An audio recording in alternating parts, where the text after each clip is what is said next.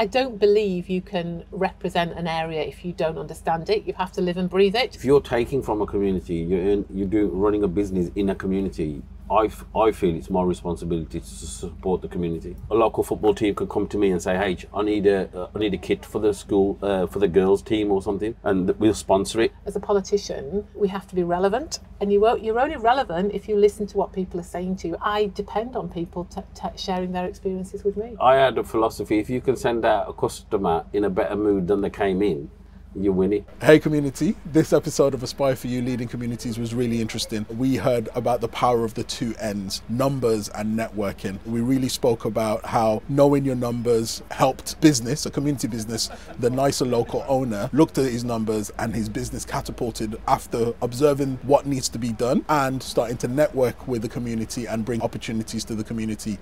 Likewise, the MP for this area was also talking about the power of networks and actually understanding enough about your numbers to really pinpoint the impact you're making or use the numbers to make sense of what you're trying to achieve. If you are a person that's trying to start a business, a person that's already running a business, or a person that needs to communicate and connect with a community, this episode is for you. Hello and welcome to another episode of the Leading Communities podcast. We're joined today on the High Heath High Street, and we're going to be talking a lot about community safety and some of the issues going on around the Aldridge and Brown Hills area of Warsaw. So I am joined today by Hugh, who is an educator and creative. You want to say hi, Hugh? Hi, Hugh. We're also joined by MP Wendy Morton, who is the MP for Aldridge and Brown Hills with a special interest in issues around travel, transport, issues around businesses and community businesses, as well as issues that affect women and girls.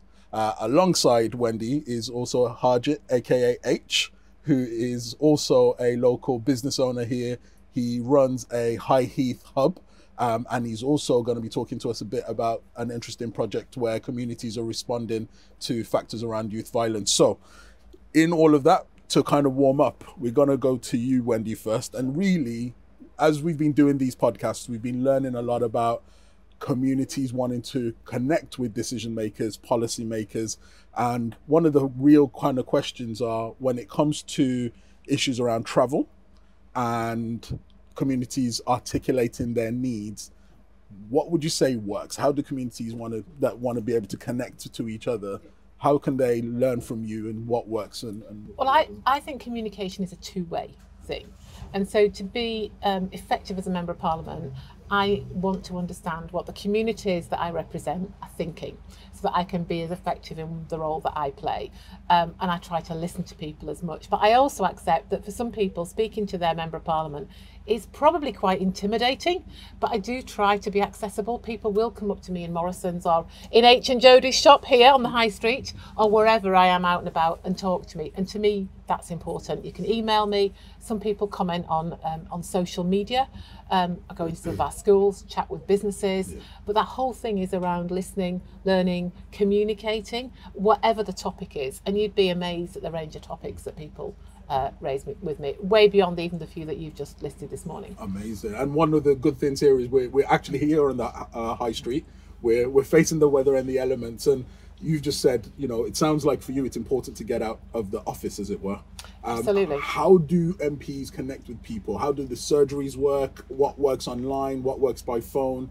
What's your approach? So every MP will work differently, but my approach, and ever since I was elected 9.5 years ago, I've very much made it my mission to get out there. Mm-hmm. And I don't believe you can represent an area if you don't understand it. You have to live and breathe it, not just read about it on a document. So if there are community events, I try and support as many as I can. Here at H and Jody, you have a summer event. I'll always drop into that. We have Carnival in Pelsall, the Brown Hills Canal Festival, coffee mornings I drop in. I go in on some school visits, so I do all that sort of thing. But then it is just the general, when people have an issue, they'll pick up the phone. It's not always me that answers. my team of caseworkers and staff are absolutely fantastic. So we, the remit that a Member of Parliament has is pretty broad, but it comes back to the point: to represent a community is to understand it, and to understand it is to listen to it. Yeah, that's powerful. And how do caseworkers work? Because I've never heard that articulated. So I have members of my team who, when a constituent, a resident, comes to me with a problem, it might be, for example, a housing issue. It could be, why is the number whatever it is bus not running anymore? It could be, why my bin's not been emptying. It could be a whole host of issues that they will raise with me, not necessarily all to do about Parliament. It could be local, and then there are issues then that we will pick up with the relevant body or organisation. But I have people that help me with that, who, to be honest, they probably know far more than I do, and they're really, really dedicated. And I think that's important, because I don't think the average person would know there are people behind the people. Yeah, I think some people only see an MP standing in the House of Commons chamber, but there is much, much more to it than that. That's just one small part. And just very quickly, because you talked about the chamber, what does it take for you to get a chance to speak? Because it doesn't look like everyone can speak whenever they want. You get to learn how Parliament works. Sometimes you know that you're going to be called to speak. Sometimes it's hit and miss. But you just got to be determined. And, if there's a debate that I want to speak in, I tell the speaker. And then the good speaker in the chairman will try and get as many people in as possible. How do you tell the speaker? You just... a text message? Well, no, it's WhatsApp him? Parliament is a bit formal at times, and so the formal phrases you would email or write to the Speaker saying that I would like to catch your eye, Mr. Speaker, and then they'll put you on the list to speak. But there are other occasions where you can just stand up, which is an indication that you want to ask a question. And regarding that whole notion of kind of almost booking the appointment to speak, as it were, do you know beforehand? As in, or could you literally just be called and you suddenly go, "Oh, I've got." No, you would request to speak. Then I'd prepare roughly what I want to speak. Right. But you might prepare 10 minutes, then find you've only got 3 minutes to speak. So there's a bit of thinking on your feet, and then you're just waiting to be called. So you can sit in the chamber for quite a long time before you get. And you might not be called. You might not be called. Generally, if you've indicated, he will try and call as many people as he can. Depends how long other people speak. So earlier you spoke about things like Pelsall Carnival, festivals and events that go on. What would you say is the state of things when it comes to travel around here? Are there things that you've seen a change in and improvement? One of the reasons I've taken an interest in travel is I do think that travel is really important for younger people. It's that opportunity to get to work, to travel, to see new things, as well as for actually all of us. And in this constituency, we're one of only a handful of constituencies that does not have a train station. So I've been campaigning for a long time to get a train station in Aldridge, because I think it's such a game changer, that ability to have more options other than go on the bus. And not everybody can drive, not everybody can afford to run a car. And I think it would just really help young people. And where would you see that train station linking from and to? So while Andy Street was the mayor, I did a lot of work with Andy to get the funding put to one side for that. And the idea would be, in the first instance, you would get the train going from Aldridge into Walsall. Then you're onto the rest of the network. With more time, you then open up the Sutton Park line, which is freight now anyway. Then you get trains down to Birmingham. And there's been some access shown from an open access company to get a train link from Wales to Euston that would stop in Aldridge. So that is a bit longer term. But your organisation is called Aspire for You. Yeah. Well, I aspire to get that. And there's never been a train station. Oh, there has. It was cut about 60 odd years ago. Right. Okay. But there is a freight line with trains on it. So that's what makes it easier to deliver. So it's in the hands of the new mayor at the moment. But I'm not going to get overly political today. And how has that ever been kind of costed? What's the value of more people from here being able to connect? And even for yourself, Harjit, do you see that effect of people being able, if there was more train, do you think it has an effect on your region? Like, how do you guys measure that? And for you, how would you measure the power of a train station here? No, ours is a very local shop. So 95% of our customers are local. There's not a bus route here, there's not a main road. So that road network doesn't really affect us. It's more about our core customer is local. But I suppose the work that you do as a community support stroke leader, do you think it would really support that work even more if there was a train station here? You know, would it? I've never really thought about it, to be honest. Like as how it would affect what we do. But me and Jodie are driven by giving back to our community. Exactly. Jodie's your partner or business My partner? wife, yeah. Okay, your wife, okay. And that is so right, because in all the time that I've known UH and Jodie and the family, because it's a family business started by your father, you know, great example of a small family business. And so many family businesses in this area give so much back to the community. You can't measure it always. Some of it is intangible, but it's massive. And it's often that social connection. Everybody around here knows H and Jodie. And I know there are some terrific projects that you're working on as well. Because, so I'm an MP, I'm a politician. Government can't always do everything.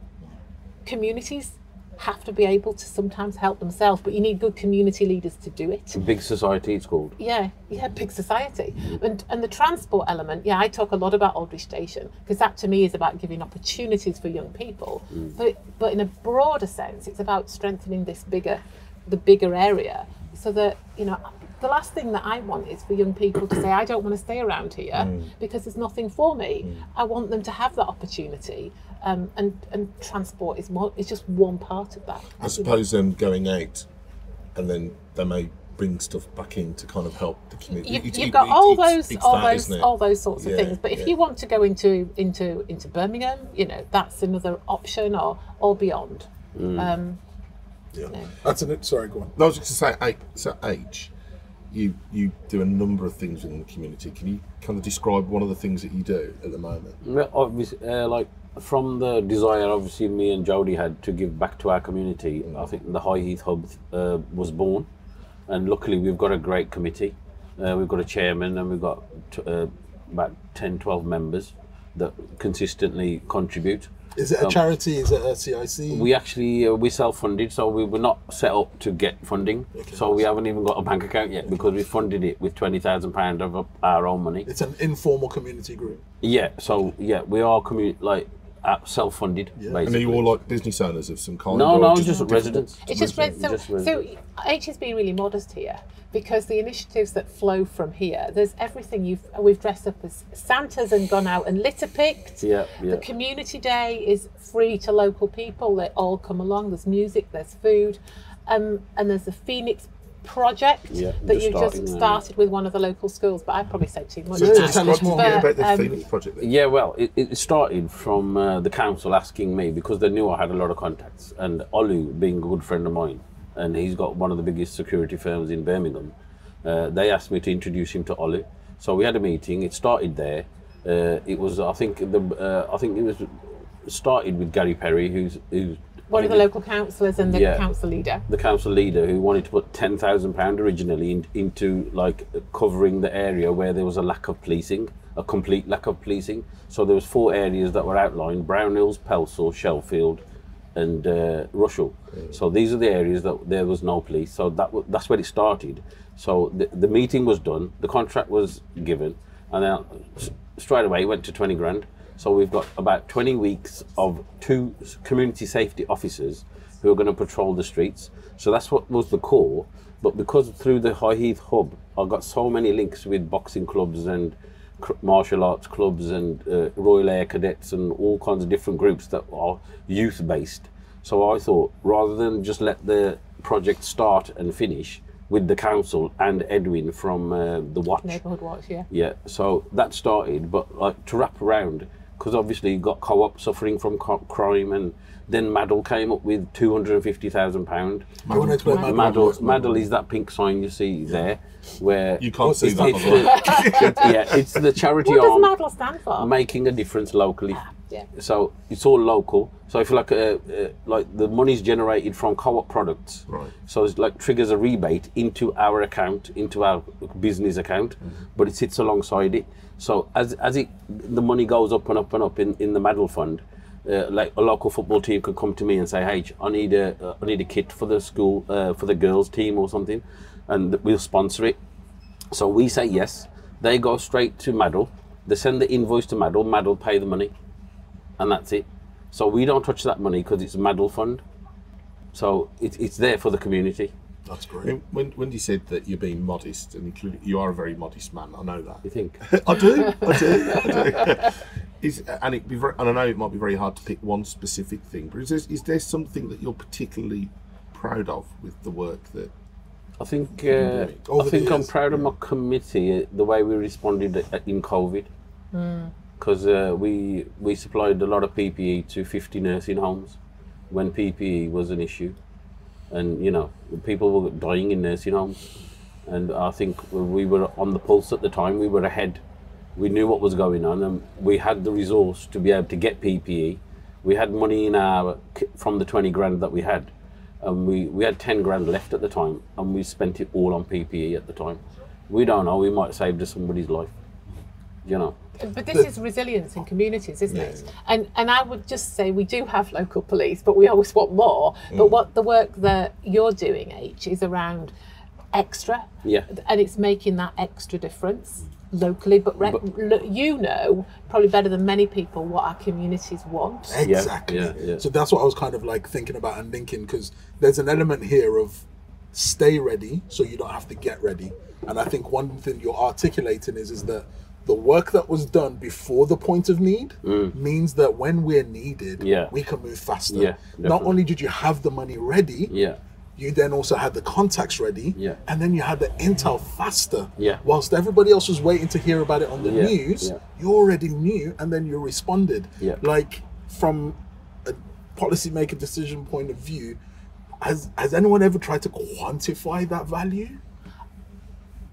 If I'm honest, I've got no idea. But I would say, how do you quantify it? Because it's very difficult to. But I personally feel it's invaluable. But aren't you arguably doing that already? You're quantifying it by responding to it, and the fact that it's organically just moving of its own volition. But I think so often in the world that we operate in, when we're trying to quantify things, we expect to see things in hard, fast data and numbers. A lot of this stuff in communities, it doesn't necessarily have a hard and fast number attached to it. Although, does it? It could do. Because if it is driving crime down, there's a statistic there. If it is saving lives, and that's another way. But I think, we started off with this conversation talking a lot about listening. But that to me is the best evidence, going out there and talking to people. What are people on the street saying? Yeah, and that's the value of, again, what you're saying, and massive kudos and well done to you, because I think you're a model of what it looks like when a private business makes a difference. When a private different, again, this is my phrase, I call it give a damn ability, right? It's a skill. Like, when you care and then you want to, give back, you'll find a way. And I think that there's a story in there. And again, it's also, to interrupt, it's also a responsibility. Yes. Like, if you're taking from a community, you're running a business in a community, I feel it's my responsibility to support the community, and it's very worthwhile, and on a personal level. Because you talked about the fact that your starting point was your dad was like, was your dad part of the community as well? Is that right? No, well, he bought the business in 1991. Right. And to be honest, he struggled for 8 years just to run the business, because it wasn't really much of a business. It was actually losing a lot of money. So, it's only after his death, sadly, that I had to take over, and I put my market trader mentality into the business. But seeing that journey that he probably went on, that's learning for you, isn't it? And he had a strong work ethic. He was a foundry worker, solid 6 till 6 in a foundries, 6 days a week, So, and he applied it to the business as much as he could. So what did you learn from him? And if there's somebody watching this, that whether it's a social enterprise, they want to be a sole trader, what did you learn that you'd say, hey, here's the top 3 things, even if it's things not to do and what to do, what would you advise? I mean, on a business level, my dad wasn't really a businessman. He was just it was his work ethic that drove me to do what I did. The work ethic that generation had, that's what we carry forward. Yeah. So what makes a business successful for you? In terms of business, is what I learned on my journey. What's top 3? Top 3. Stack your eyes, sell it cheap. Interesting. That's what Alan Sugar says. Yeah. Stack your eyes. That's the market trader. Okay. That's our So what do you philosophy. mean by that? You just buy big and just Sell at a if good you have to price. sell it at cost, let it go for cost. Why is that? Why does that work? Because it's better to have something than nothing. Interesting. So some people just Yeah. need to see it, Yeah. and whilst they're in there, are they Yeah. more likely to buy a second thing? Yeah, that as well. Okay. Yeah, but like I had a philosophy: if you can send out a customer in a better mood than they came in, you win it. And you'll get them back. You'll Isn't get it them a, back. isn't it a That's powerful. shame that old businesses don't have that ethic? That's powerful. It's That's po- really it's powerful. really What's your powerful. number 2? Consistency. Okay. Consistency. Because if you ain't got consistency, if you open one day and you don't open the other, because I drive around and I see some shops, and in the day they're shut, and I'm thinking, you're a convenience store. That's not convenient, is it? You know what I mean? I'm not doing what it says on the tin. Can you put that on a t-shirt? No, there's another saying. A cigarette rep said to me, "There's nothing more inconvenient than an inconvenient convenience store." That's so interesting. True. That is so Actually, true. so That's true. good. And then number 3? I'll just give you 3. Okay, then number 4. Number 4, just enjoy what you're doing. Yeah. You know. That. Yeah. Can I just ask, how much does the community work you do and your business help your mental health? There's something in me that's saying Loads. Yeah. Loads.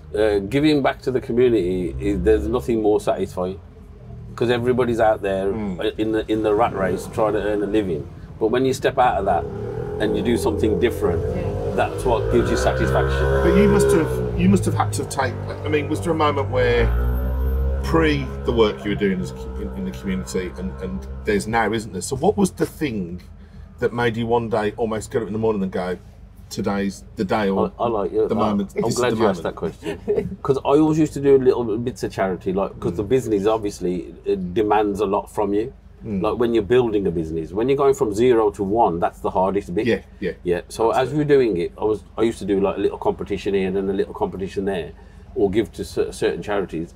But when we decided to take over the competition, we found out that this community in Sheffield actually spent £2 in my smaller shop for every pound they spent in the bigger shop. Oh wow! So that was the moment when I actually got the accounts from the spa, Yeah. and I realised, wow, these customers are coming into a harder to park in shop, to tighter aisles.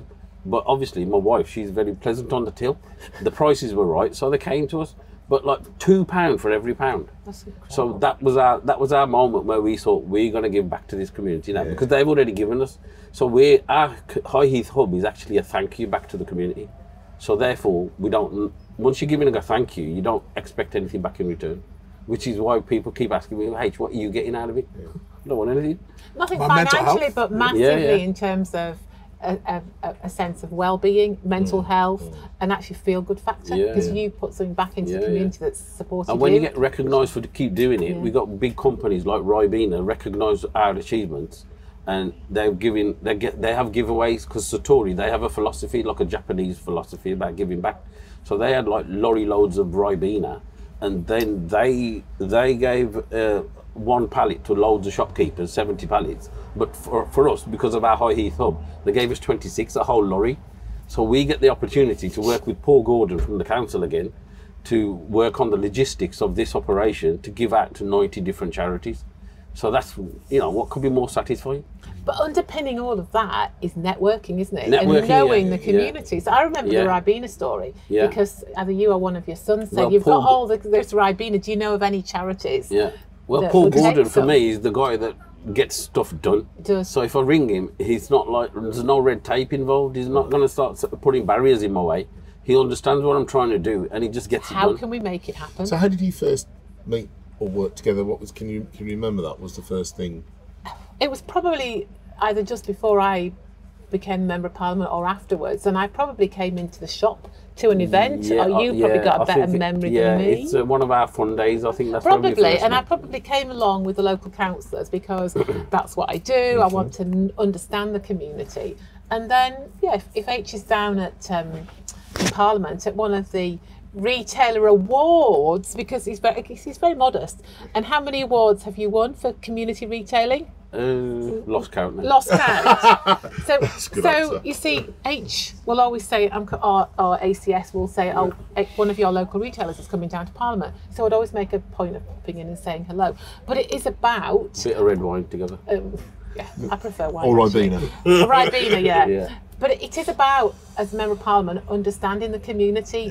I need to network, I believe, to understand it, and business is part of that. And you can put the party politics to one side at times. That is part of my job. But fundamentally, this is about the community and it's about people. So your top tips would be? What, as a member of Parliament, or for networking, or? Well, networking. For networking, you'd never give up. You've just got to go out there and talk to people.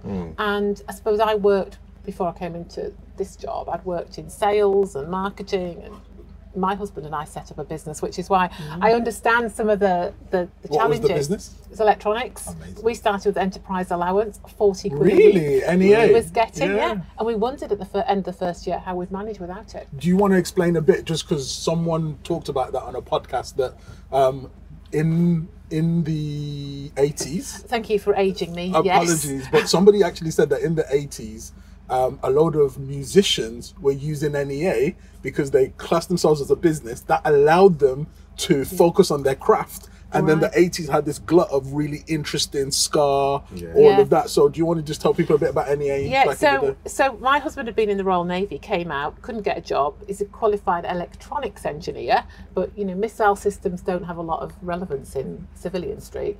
And then he came across an idea, went to get some advice from the local bank, and they suggested enterprise allowance. And that was how it started, really an idea, but it was just that sense that the government was there to help us a bit. But then we had to drive it and find customers. But Job Centre would give you 40 quid a week because you had a bit, so as well as the normal I think he had to sign on for the first day, and then it qualified him for the NEA. for the allowance, and that was how it started. But it literally was. I remember we'd go back home. I was working somewhere else. You'd be willing the answer phone to be flashing. You didn't have mobile phones then, with an order or somebody wanting him to go and do something.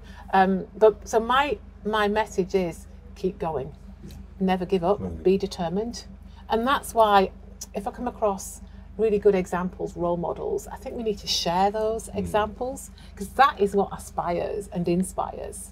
People. That's powerful. The accidental business lessons here is under the ends numbers, because it sounds like when you looked at the numbers is when you had a realization, what are we doing here? But also, as you said, the numbers matter in terms of who we reach and how we're going to reach them. How do we articulate that value in a data form? And then the rest is really networking. That at the end of the day, knowing the right people not only helps communities get help faster, but it helps you understand what's going on so you can represent us better.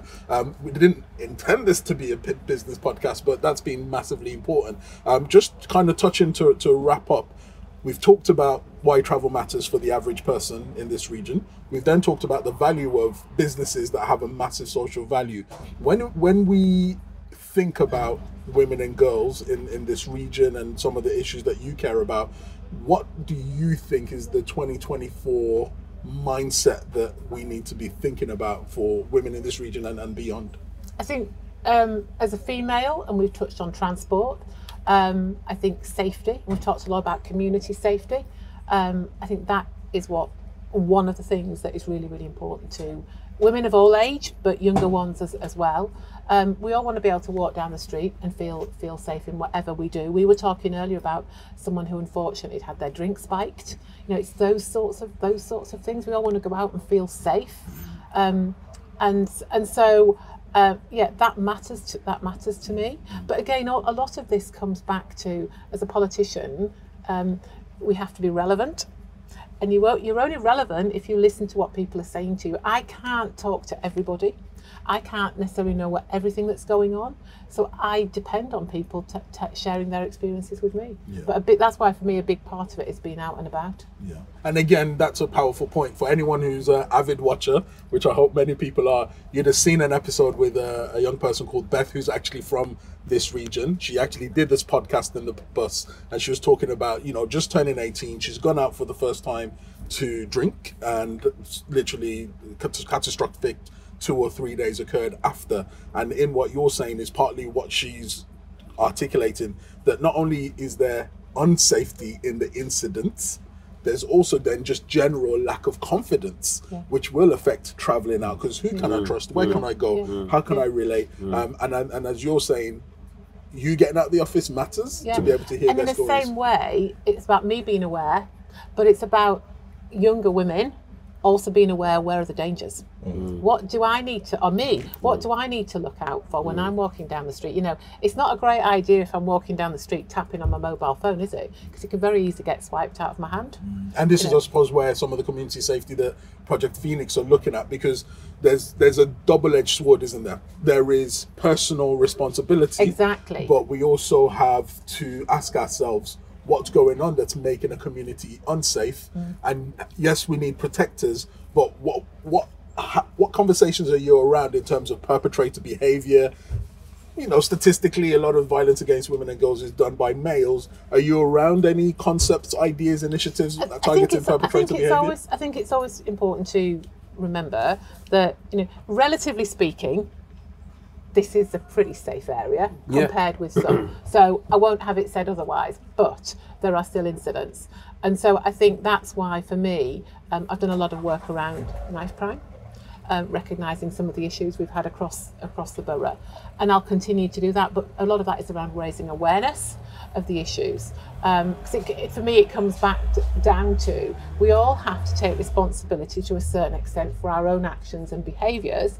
The state equally has a role to play, but community does too. And when we can all work together and pull together, that's when I think, as we're seeing here with the work that H and others are leading, and you're now working with the council and other agencies, police, and what is it, One Walsall? Yeah, that's when you start to really affect change, because, you know, crime doesn't respect borders, and a lot of this really complex areas of policy that as us as policy decision makers are often looking at, it's not about one government department, it's not about one level of organisation, it's really complex and it's really interconnected. So you've got to find ways of actually breaking down those barriers, but it's about the trust. It's who trusts who to speak to them. And sometimes a politician can't get into a community because people don't trust us.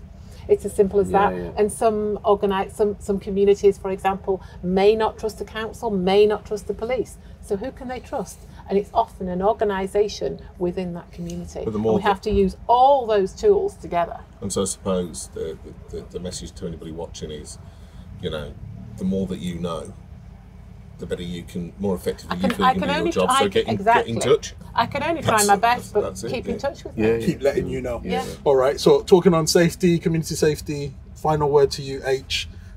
Business, safety, mental health, women and girls, what are any kind of thoughts, any things that you feel we should take away to think about? We take it very seriously, and we're glad as well that somebody can come to our shop at 8, 9 o'clock at night, a lady on her own, and feel safe outside the store, inside the store, and we've built that up. You know, when we moved here, there was a lot of crime in this store. There was a gallery of rogues in this store. But my staff, you can ask them now, they've never had any abuse. They don't. So what did you do? What happened for that to change? It's just the way you trade. If you're a community retailer and they know that you're a community-minded store, the community own the store. Psychologically, they actually own the store. It's our shop. They see it as their local. You are at the heart of this community. Yeah. But that's the way we enjoy trading. That's why we're not interested in another shop, because I'm not going to replicate it. I'm really happy with what you've just said, because on that note, I think we can end there. The community own the store, Yeah. and you've demonstrated the power of all things community, and you've demonstrated why your relationships helps Wendy feel good about representing this region. And I just think, yeah, for anyone who's an aspiring social entrepreneur, hopefully you've learned a lot about the power of networks, power of making sure that numbers play a role in what you do. So yeah, really thank you to everybody for attending. Stay tuned to another episode of Leading Communities podcast. Thanks for listening. Don't forget to keep up to date with all things Leading Communities.